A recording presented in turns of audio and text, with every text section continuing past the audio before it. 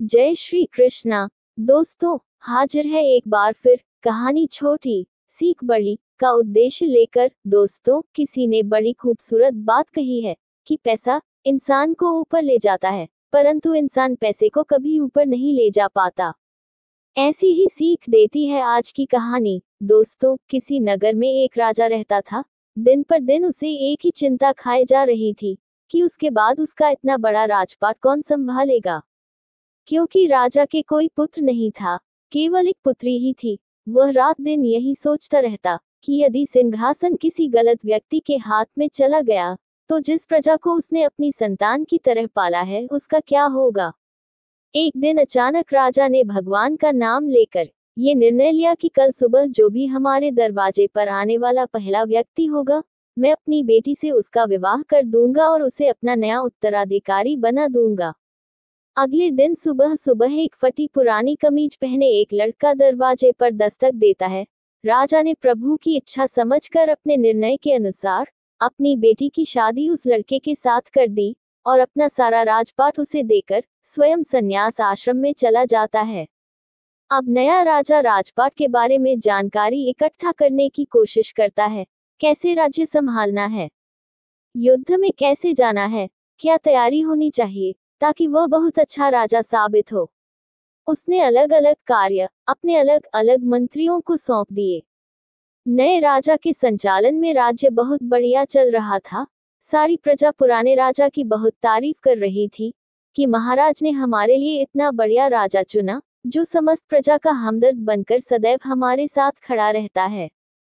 यहाँ राज्य सभा के समस्त कमरे में समय समय पर सब आ जा सकते थे, लेकिन एक कमरे में सिर्फ राजा ही जाते थे, और वो भी इस कोठरी में 10-15 दिन में एक बार जाते थे, और किसी को भी वहां जाने की अनुमति नहीं थी, यहाँ तक कि रानी को भी नहीं। अब समस्त दरबारियों को जिज्ञासा हुई कि आखिर इस कमरे में ऐसा क्या है कि कोई उसके अंदर देख भी नहीं सकता। जानने की इच्छा तो सभी को थी, लेकिन कोई पूछ नहीं पा रहा था। फिर बड़ी हिम्मत करके वित्त मंत्री ने पूछ लिया कि माफ कीजिएगा राजा साहब, लेकिन इस कमरे में किसी अन्य प्रवेश वर्जित क्यों है? आखिर क्या है ऐसा इस कोठरी में? राजा ने उन्हें डांट दिया और कुछ नहीं बताया। कुछ दिन बाद सबने कहा कि अब सेनापति ही पूछ सकते हैं, इनकी बात राजा को माननी पड़ेगी। जब सेनापति ने राजा से कमरे के बारे में चर्चा की, तो राजा ने उन्हें भी कुछ नहीं बताया। अब सबके मन में एक ही विचार आ रहा था कि अब रानी ही है जो इस जिज्ञासा को समाप्त कर सकती हैं। सब ने रानी से कहा कि आखिर इस कमरे में ऐसा क्या है कि महाराज आपको भी जाने की अनुमति नहीं देते। फिर क्या था? रानी ने तो एकदम जिद पकड़ ली कि अब तो मुझे जानना है। राजा के बहुत समझाने के बावजूद भी जब रानी नहीं मानी, तो राजा उन्हें ले गए और कमरे का दरवाजा खोला। रानी ने देखा कि वहां तो कुछ भी नहीं था, सिवाय एक फटी कमीज और कुछ फटे कपड़े टंगे थे। सब ये देखकर हैरान थे। तो राजा ने बताया कि मैं अपने शुरुआत के दिनों को याद करने के लिए यहाँ आता हूँ। मुझे जब कभी यह अहंकार हो जाता है कि मैं राजा हूँ, मैं इस राज्य का सम्राट हूँ, मैं ही सबसे बढ़िया हूँ, तब मैं यहाँ आ जाता हूँ। आधे घंटे बैठा रहता हूँ और उन दिनों को याद करता हूँ जब मैं कुछ भी नहीं था। तब समझाता हूँ अपने मन को कि ये सब कुछ मेरा नहीं है, ये तो महाराज की दी गई जिम्मेदारी है, जो उन्होंने मुझ पर विश्वास करके मुझे सौंपी है, और मुझे किसी भी हालत में उनके विश्वास को तोड़ना नहीं है। थोड़ी देर के बाद जब मेरा मन इस सत्य को स्वीकार कर लेता है, तब मेरा अहंकार स्वतः ही टूट जाता है।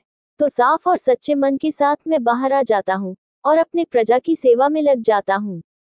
दोस्तों, ये छोटी सी कहानी हमें बताती है कि अगर जिंदगी में कभी हमारे मन में अहंकार आ जाए, हम स्वयं को सर्वश्रेष्ठ मानने लगे, हमें लगने लगता है कि मेरे जैसा तो कोई अन्य है ही नहीं, तब हमें अपने शुरुआत के दिनों को याद करना चाहिए, हमारे संघर्षों वाली पुरानी जिंदगी को याद करना चाहिए। तब हम सरल होने लगेंगे, विनम्र होने लगेंगे, जमीन से जुड़ा हुआ महसूस करने लगेंगे।